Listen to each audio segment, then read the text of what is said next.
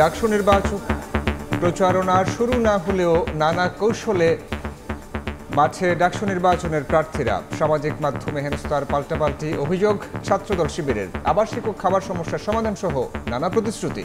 Miss information disinformation দিয়ে বিশ্ববিদ্যালয়ের গ্রুপগুলো যা করছে, ইচ্ছা করলে তো সেই নোংরামি আমি করতে পারবো না। পডকাস্ট তৈরি করা, ভিডিও তৈরি করা এবং তার নানাভাবে ফ্রেমিং করা হচ্ছে। ছাত্রদল একদম প্রার্থী স্পষ্ট যে বিধিবিধান আছে, আচরণবিধি, তিনি সেটা লঙ্ঘন করেছেন। নির্বাচনের দিন ভোট কেন্দ্রে বিভিন্ন ধরনের বিশৃঙ্খলা তৈরি হওয়ার সম্ভাবনা আছে। প্রার্থীদের আচরণবিধি মেনে চলার আহ্বান রিটার্নিং কর্মকর্তার। নির্বাচনী যে আচরণবিধি তারা এটা মেনে চলবে আমরা আশা করি।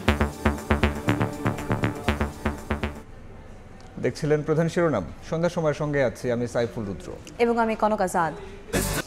এবার অন্যান্য শীর্ষ সংবাদ। প্রচলিত নিয়মে ভোট হতে না দেওয়ার হুঁশিয়ারি ইসলামী আন্দোলনের। পিআরের দাবি তুলে নির্বাচন পেছাতে চেষ্টার অভিযোগ বিএনপির। শেখ হাসিনা বিচার হবেই বললেন মির্জা ফখরুল। বিজিবি ক্যাম্পের সামনে থেকে পাথর হরি লুটে অবাক জনপ্রশাসন সচিব। সিসি ক্যামেরার আওতায় আসছে সিলেটের সাদা পাথর। মোতায়েন করা হবে টুরিস্ট পুলিশ ও আনসার। উদ্বোধনের পরদিনই অন্ধকারে মৌলানা ভাসানী সেতু। ৩০০ মিটার বৈদ্যুতিক কেবল চুরি, স্থানীয়দের ক্ষোভ। ঘটনা তদন্ত করে ব্যবস্থার আশ্বাস পুলিশের।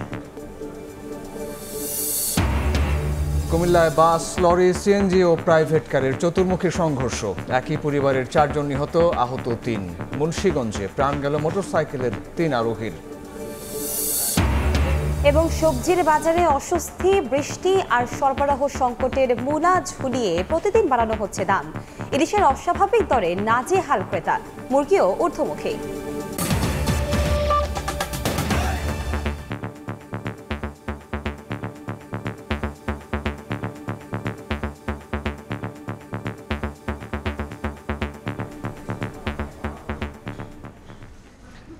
ডাকসু নির্বাচনের প্রচারণা শুরু না হলেও ভিন্ন কৌশলের শিক্ষার্থীদের সঙ্গে কুশল বিনিময় করছেন প্রার্থীরা। সামাজিক যোগাযোগ মাধ্যমে পাল্টাপাল্টি অপপ্রচার অভিযোগ তুলেছে ছাত্রদল ও ছাত্র শিবির সমর্থিত প্যানেল।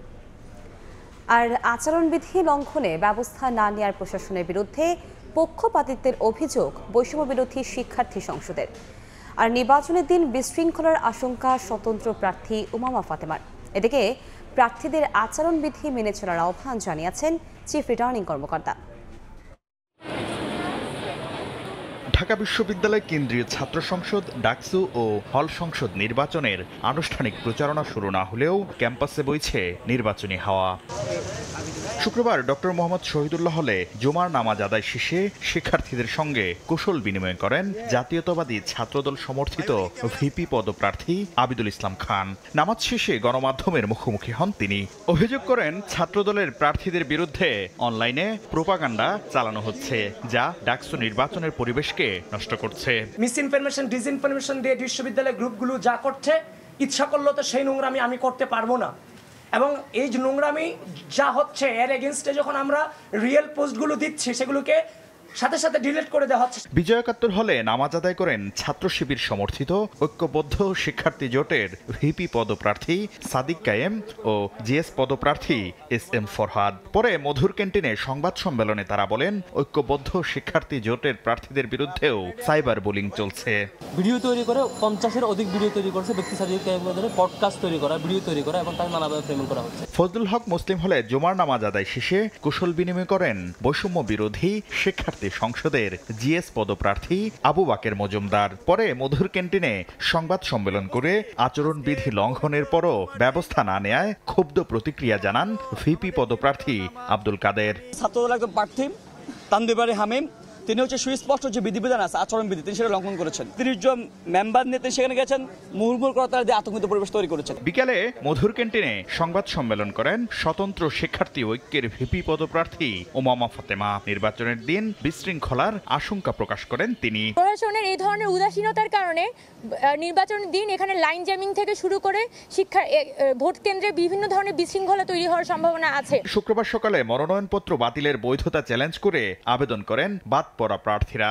এ সময় নির্বাচনে অংশগ্রহণকারীদের আচরণবিধি নিয়েও সতর্ক করেন চিফ রিটার্নিং অফিসার। নির্বাচনী যে আচরণবিধি তারা এটা মেনে চলবে আমরা আশা করি। আপিলের পর পুনরায় যাচাই বাছাই করে বাদ পড়া প্রার্থীদের বিষয়ে সিদ্ধান্ত নেয়ার কথা জানান chief returning officer candidate Shakir Ahmed, সময় সংবাদ, ঢাকা।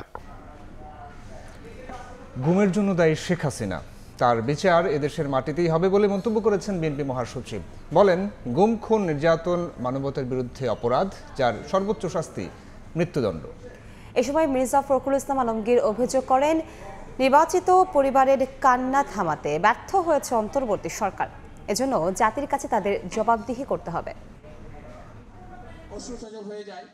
সরকারের সমালোচনা বিরোধিতা করলেই পরিবার থেকে ছিনিয়ে নিয়ে করা হয় পাশবিক নির্যাতন। তাদের কেউ হয়েছেন খুন, কেউ বা হয়েছেন গুম। এখনো ফিরে আসেননি অনেকেই। বিগত 15 বছরে আওয়ামী লীগ শাসন আমলে ভয়ঙ্কর গুমের দেশে পরিণত হয়েছিল রাষ্ট্র। সেসব স্মরণ করে স্বজনের খোঁজে প্লাকার্ড হাতে পরিবারের সদস্যরা। 15টা বছর হয়ে গেছে আমার বাবার, এখন পর্যন্ত আমি আমার বাবার কোনো খোঁজ পাইনি। আমি আমার সন্তানকে ফেরত চাই। আমি মরার আগে যেন আমার সন্তানের ডাক, মা ডাকটা শুনে মরতে পারি। শুক্রবার বিকেলে সংসদ ভবনের সামনে মায়ের ডাকের মানববন্ধন ও আলোকচিত্র প্রদর্শনীতে সহমর্মিতা জানাতে আসেন বিএনপি মহাসচিব মির্জা ফখরুল ইসলাম আলমগীর। বিগত সময়ের নির্যাতন নিপীড়নের কথা স্মরণ করে আবেগ আপ্লুত হয়ে পড়েন তিনি। ইলিয়াস আলী গুম হয়ে যাওয়ার পরে তার বাসায় যখন গেলাম, তখন তার মেয়েটির বয়স মাত্র 6। তার মা বলছে যে আমার মেয়েটা এখনো ওই দরজার দিকে তাকিয়ে থাকে, যদি তার বাবা ফিরে আসে না। শেখ হাসিনা পালিয়ে গেলেও এখনো গুম খুনের শিকার পরিবারের কান্না থামাতে ব্যর্থ হয়েছে সরকার, এমন অভিযোগ করে মির্জা ফখরুল বলেন, অন্তর্বর্তী সরকারকে এর জবাব দিতে হবে। অন্তর্বর্তী যে সরকার, তারা সম্পূর্ণ ব্যর্থ হয়েছে এই গুম কমিশনকে পাবলিককে নিয়ে আসার, পাবলিক শুনানি করার। তারা ব্যর্থ হয়েছে এই শিশুগুলো, তাদের আত্মীয়দের, তার মায়েদের, তার ভাইদের যে কান্না, সেই কান্নাকে বন্ধ করার। এটার জন্য তাদেরকে অবশ্যই জবাবদিহি করতেই হবে। বিগত 1.5 দশকে সব গুমের দায় পতিত সরকার প্রধান শেখ হাসিনার দাবি করে বিএনপি মহাসচিব আশ্বস্ত করে বলেন, দেশের মাটিতে বিচার হবে তার। হাসিনা এই হত্যাকাণ্ডগুলোর জন্য দায়ী, হাসিনা এই গুমের জন্য দায়ী। সুতরাং হাসিনার বিচার অবশ্যই হতে হবে, এই দেশের মাটিতে হতে হবে এবং তার সর্বোচ্চ শাস্তি হতে হবে। আপনারা কেউ নিরাশ হবেন না। জনগণের আন্দোলন কখনো ব্যর্থ হয় না, আজ পর্যন্ত হয়নি। এদিন সকালে জাতীয় প্রেস ক্লাবে চিকিৎসক পরিষদের আলোচনায় অংশ নিয়ে বিএনপির স্থায়ী কমিটির সদস্য ডাক্তার জাহিদ হোসেন বলেন, যারা পিআর পদ্ধতির দাবি তুলে নির্বাচন বিলম্বিত করতে চায়, তারা স্বৈরাচারের পক্ষে কাজ করছে কিনা তা নিয়ে সন্দেহ রয়েছে। আপনাদের কর্মসূচির কারণে যদি আজকে কোনো কারণে এই দেশের নির্বাচন হবে কি হবে না, এটি নিয়ে মানুষের মধ্যে এক ধরনের আশঙ্কা জমে, তাহলে লাভবান হবে পলায়নকৃত স্বৈরাচার। এদিকে বিএনপির প্রতিষ্ঠাবার্ষিকী সামনে রেখে রাজধানীর উত্তরখানে শাহ কবির মাজারে বৃক্ষরোপণ কর্মসূচিতে অংশ নেন দলটির স্থায়ী কমিটির আরেক সদস্য ডক্টর আব্দুল মঈন খান। আহমেদ সালেহিন, সময় সংবাদ, ঢাকা। জুলাই সনদ অনুযায়ী ঐক্যের ভিত্তিতে জাতীয় নির্বাচনকে এগিয়ে নিতে বিএনপির প্রতি আহ্বান জানিয়েছেন জামায়াতের নায়েবে আমির ডাক্তার সৈয়দ আব্দুল্লাহ মোহাম্মদ তাহের। সকালে কুমিল্লায় দলীয় সমাবেশ শেষে একথা বলেন তিনি।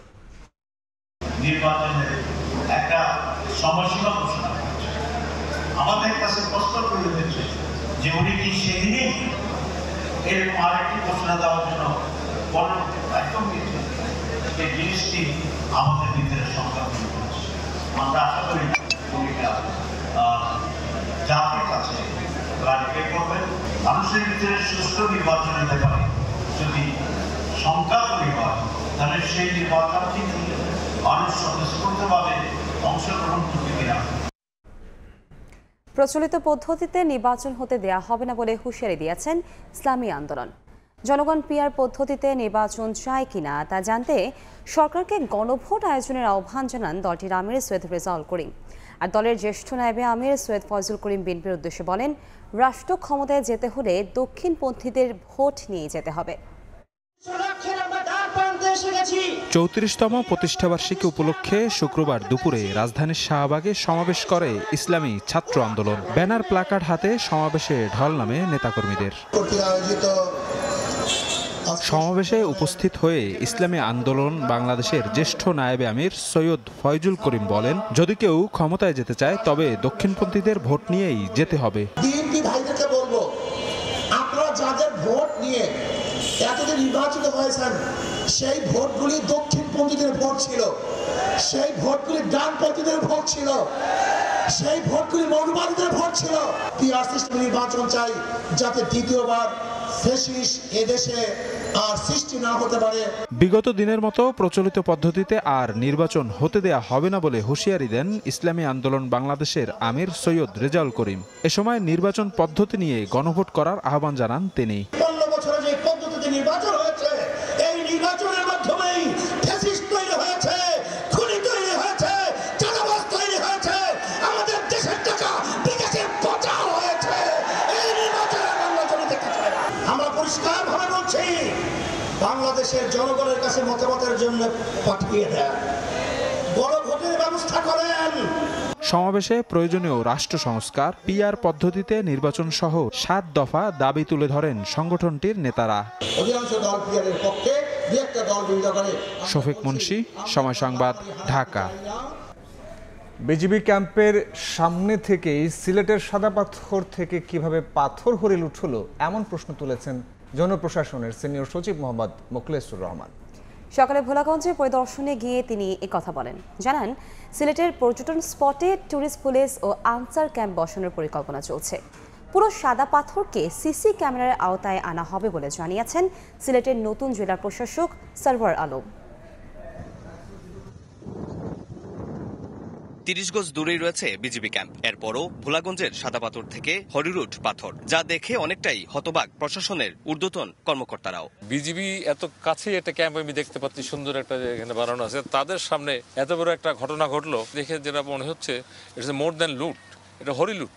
শুক্রবার সকালে সাদা পাথর পরিদর্শনে ভোলাগঞ্জে যান নতুন জেলা প্রশাসক সরওয়ার আলম। তার সঙ্গে ছিলেন জনপ্রশাসন মন্ত্রণালয়ের সিনিয়র সচিব মোখলেসুর রহমান। সাদা পাথর পর্যটন স্পটকে 24 ঘন্টা সিসি ক্যামেরার আওতায় আনার পাশাপাশি টুরিস্ট পুলিশ ও আনসার ক্যাম্প স্থাপনের পরিকল্পনা চলছে বলে জানান তারা। টুরিস্ট পুলিশের একটা ক্যাম্প এখানে আমরা করার চিন্তা করতেছি, তারপরে আমাদের ব্যাটালিয়ন আনসার একটা ক্যাম্প এখানে করার চিন্তা করতেছি। অল্প সময়ের মধ্যে আমরা এটাকে পুরোটাকে আমরা একদম সার্ভিলেন্সের আওতায় নিয়ে আসবো। ক্যামেরা দিয়ে হোক বা জবি হোক, এটা আমরা নিয়ে আসবো এবং আমাদের লোকজন থাকবে এখানে, 24 ঘন্টা ডিউটি থাকবে। এটা প্রাকৃতিকভাবে যেটা আসলে এখানে সাজানো হয় সেটা তো আসলে মানুষের পক্ষে সম্ভব না। চেষ্টা করছি যে এই পাথরগুলিকে শুধু ফিরিয়ে এনে ওর সৌন্দর্য কিছু রাখা যায় কিনা। এদিকে সাদা পাথর পুনরায় আগের জায়গায় ফিরিয়ে দিতে সদ্য নিয়োগপ্রাপ্ত জেলা প্রশাসকের কাজের প্রশংসা করে স্বস্তি প্রকাশ করেন স্থানীয়রা। প্রশাসন ভাই আছে, তার সাথে সতর্ক থাকে যাতে এখান থেকে একটা পাথর আর এদিক সেদিক না হয়। এই উদ্যোগ আসলে অনেক ভালো লাগতেছে, আর এই সবকিছুর পরে পরিবেশও আগের চাইতে ভালো হইতেছে। এছাড়া সিলেটের সব পর্যটন কেন্দ্রের প্রকৃতি ও পরিবেশ রক্ষায় সর্বোচ্চ ব্যবস্থা নেওয়ার আশ্বাস সংশ্লিষ্টদের। অপু বণিক, সময় সংবাদ, সিলেট। উদ্বোধনের পরদিনই অন্ধকারে তিস্তা নদীর ওপর নির্মিত মৌলানা ভাসানী সেতু চুরি হয়ে গেছে সেতুর 300 মিটার বৈদ্যুতিক কেবল। এতে ক্ষোভ জানিয়েছেন স্থানীয়রা।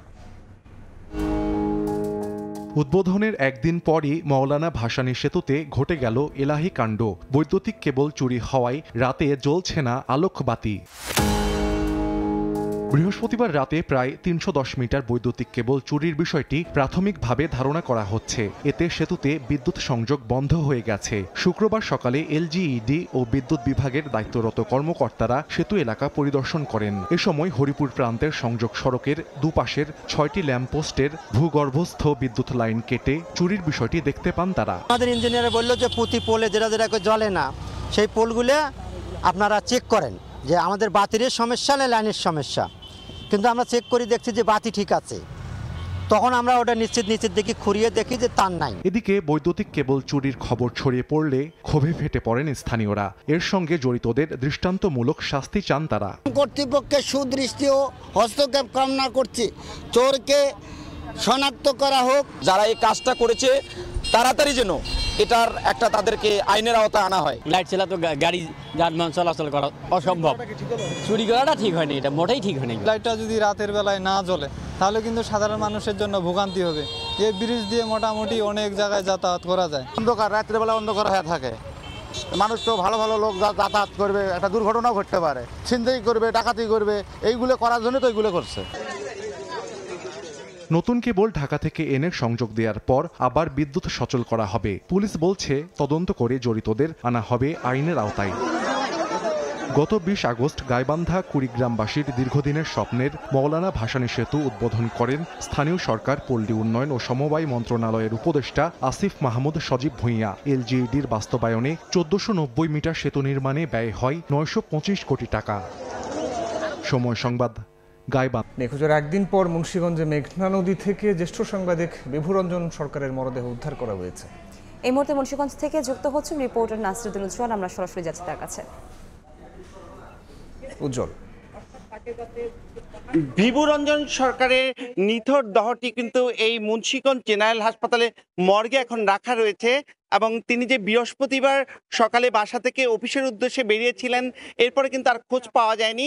পরিবারের সদস্যরা কিন্তু প্রাথমিকভাবে তার যে মরদেহের ছবি দেখে তারা রাজধানী ঢাকা থেকে এই মুন্সিগঞ্জ মর্গের উদ্দেশ্যে রওনা হয়ে খুব কাছাকাছি অবস্থান করছেন। এদিকে কিন্তু এই যে কলাগাছিয়া যে পুলিশ ফাঁড়ি, যেটি নারায়ণগঞ্জের সোনারগাঁয়ে অন্তর্গত, তারা কিন্তু দুপুর 2:15টার দিকে এই 999 থেকে ফোন পান যে একটি মরদেহ ভাসছে। সেই দেহটি উদ্ধার করে নিয়ে আসার পরে কিন্তু রমনা থানার সঙ্গে যোগাযোগ হয়। যেহেতু এই যে তার ছেলে রমনা থানায় কিন্তু বৃহস্পতিবার এই সাধারণ ডায়েরি করেছেন, সেই ডায়েরি সূত্র ধরে কিন্তু পরিবারকে অবগত করা হয়েছে এবং এই যে তার মরদেহ ঘিরে কিন্তু এখানে অনেক সংবাদকর্মী এবং তার অনেক সহকর্মীরা, আপনারা জানেন যে 5 দশকেরও বেশি সময় ধরে তিনি সাংবাদিকতা করেন এবং দৈনিক যে আজকের পত্রিকার তিনি জ্যেষ্ঠ সহকারী সম্পাদক ছিলেন। তো এই ছিল তার মরদেহ যে ময়নাতদন্ত, সেই প্রস্তুতি কিন্তু চলছে। এই ছিল এখান থেকে সবশেষ। আমরা সরাসরি যুক্ত ছিলাম মুন্সিগঞ্জ থেকে। সন্ধ্যার সময় আরও থাকছে। শ্রীলঙ্কার সাবেক প্রেসিডেন্ট রনিল বিক্রমাসিংহে গ্রেফতার। 2023 সালে লন্ডন সফরে সরকারি অর্থ অপচয়ের অভিযোগ। রাজনৈতিক উদ্দেশ্য প্রণোদিত বলছে তার দল। সবজি, মাছ বা মুরগি কোথাও নেই স্বস্তি। দামের উত্তাপে পড়ছে ক্রেতার হাত। দাম বৃদ্ধির পেছনে বিক্রেতারা দায়ী করছেন বৃষ্টি ও সরবরাহ সংকটকে। দামের উত্তাপে পুড়ছে সবজির বাজার। ঝিঙা, চিচিঙ্গা, পটল, কাকরোল, ঢেঁড়স সহ প্রায় সব সবজি বিক্রি হচ্ছে 80 টাকার উপরে। রাজধানীর কারওয়ান বাজারে টমেটো 160 থেকে 170 আর কাঁচামরিচ 140 থেকে 160 টাকা দরে বিক্রি হচ্ছে। ক্রেতার নাগালের ভেতরে আছে শুধু পেঁপে ও কচুমুখির দাম। দাম বৃদ্ধির জন্য বৃষ্টি ও সরবরাহ সংকটকে দায়ী করছেন বিক্রেতারা। যারা আগে 1 কেজি কিনতো তারা এখন হাফ কেজি কিনে। পানি থাকার কারণে সব সবজির দাম বেশি। সব মানুষেরই একটু কষ্টদায়কই চলতেছে। এদিকে বরফ দিয়েও ঠেকানো যাচ্ছে না মাছের বাজারের আগুন। 1 কেজি ওজনের ইলিশ বিক্রি হচ্ছে 2400 থেকে 2500 টাকায়। 800 থেকে 900 গ্রামের দর 2000 টাকা। সপ্তাহ ব্যবধানে অন্যান্য মাছের দাম বেড়েছে 10 থেকে 20 টাকা। সব জায়গা দেখছি কোথায় কম দামে পাওয়া যায়। ইলিশ মাছ আগুন ধরছে। গত সপ্তাহে 1 কেজি মাছ বেচছে 2200, এই সপ্তাহে বেচতেছি 2400 টাকা। মাছ একবার নদীতে কম একবারে। স্বস্তি নেই মুরগির দামেও। 10 টাকা বেড়ে কেজি প্রতি ব্রয়লার বিক্রি হচ্ছে 180 টাকায়। 20 টাকা বেড়ে সোনালী মুরগি বিক্রি হচ্ছে 320 থেকে 340 টাকায়। সাদিক হাসান ইমন, সময় সংবাদ। দেখছেন সন্ধ্যার সময়। সরকারি অর্থ অপচয়ের অভিযোগে শ্রীলঙ্কার সাবেক প্রেসিডেন্ট রনিল বিক্রমাসিংহেকে গ্রেফতার করা হয়েছে। পুলিশ কর্মকর্তাদের বরাত দিয়ে বার্তা সংস্থা এএফপি জানিয়েছে, 2023 সালের সেপ্টেম্বরে লন্ডন সফরে গিয়েছিলেন রনিল বিক্রমাসিংহে ও তার স্ত্রী।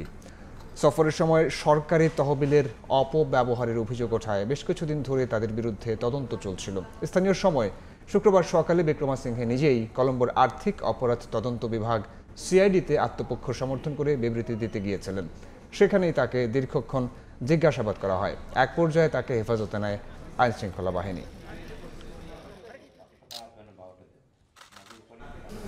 দেখছেন সন্ধ্যার সময়। এশিয়া কাপের জন্য এসএসসির কাছে স্কোয়াড জমা দিল বিসিবি। নানা সমালোচনার পর অবশেষে নুরুল হাসান সোহানকে রাখা হচ্ছে এশিয়া কাপের বিবেচনায়। তবে বাদ পড়তে পারেন সাবেক অধিনায়ক নাজমুল হোসেন শান্ত। দল নির্বাচনে সামাজিক যোগাযোগ মাধ্যমের প্রভাব এড়িয়ে যাবার পরামর্শ সাবেক প্রধান নির্বাচক মিনহাজুল আবেদিন নান্নুর। শান্তকে অগ্রাধিকার দিলে ভালো হবে, কারণ ওর যথেষ্ট এক্সপিরিয়েন্স আছে এবং ওরা টেস্ট ক্রিকেট খেলছে, ওডিআই খেলছে। আউটস্ট্যান্ডিং পারফরমেন্স কিন্তু এই দেশে এখনও ওরকম তৈরি হয় না যে একজনকে হটিয়ে একজনকে দিয়ে দিবে। তো সেই জায়গায় কিন্তু মাথায় রেখে দলগুলি সাজাতে হয়। তো আমার মনে হয় সোশ্যাল মিডিয়ায় কী লেখা হচ্ছে না লেখা হচ্ছে এগুলি চিন্তা ভাবনা করে যদি আমাদের আগাতে হয়, তাহলে তো আপনাদের ক্রিকেটটা কোথায় যাচ্ছে এটা আমাদের নিজেদেরও চিন্তা করা উচিত। এ পর্যায়ে শীর্ষ সংবাদ জানিয়ে দিচ্ছি আরেকবার। প্রচারণা শুরু না হলেও নানা কৌশলে মাঠে ডাকসু নির্বাচনের প্রার্থীরা। সামাজিক মাধ্যমে হেনস্থার পাল্টাপাল্টি অভিযোগ, ছাত্রদল শিবিরের আচরণবিধি মেনে চলার আহ্বান। প্রচলিত নিয়মে ভোট হতে না দেওয়ার হুঁশিয়ারি ইসলামী আন্দোলনের। পিআরের দাবি তুলে নির্বাচন পেছাতে চেষ্টার অভিযোগ বিএনপির। শেখ হাসিনা বিচার হবেই বললেন মির্জা ফখরুল। এবং বিজেপি ক্যাম্পের সামনে থেকে পাথর হরি লুটে অবাক জনপ্রশাসন সচিব। সিসি ক্যামেরার আওতায় আসছে সিলেটের সাদা পাথর। মোতায়েন করা হবে টুরিস্ট পুলিশ ও আনসার।